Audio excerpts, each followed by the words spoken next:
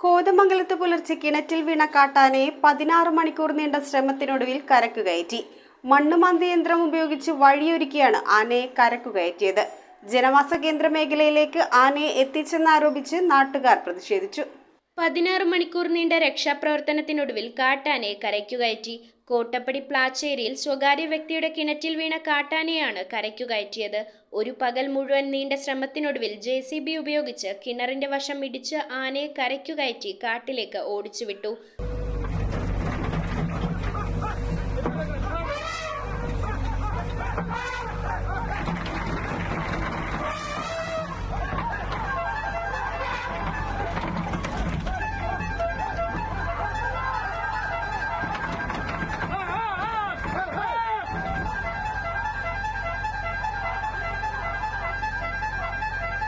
മയക്കുവെടി വയ്ക്കാതെ ആനയെ ജനവാസ മേഖലയിലേക്ക് എത്തിച്ചെന്നാരോപിച്ച് വനം വകുപ്പിനെതിരെ നാട്ടുകാർ പ്രതിഷേധിച്ചിരുന്നു.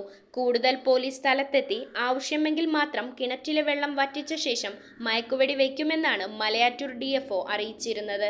കോട്ടപ്പടി പഞ്ചായത്തിലെ 1, 2, 3, 4 വാർഡുകളിൽ അടുത്ത 24 മണിക്കൂർ നിരോധനാജ്ഞ പുറപ്പെടുവിച്ചിട്ടുണ്ടായിരുന്നു. ആനയുടെ ശരീരത്തിൽ ഒട്ടേറെ ഭാഗത്ത് മുറിവേറ്റിട്ടുണ്ടെന്നും നിലവിൽ ആന ക്ഷീണിതനാണെന്നും നാട്ടുകാർ പറഞ്ഞു. News bureau, Kothamangalam.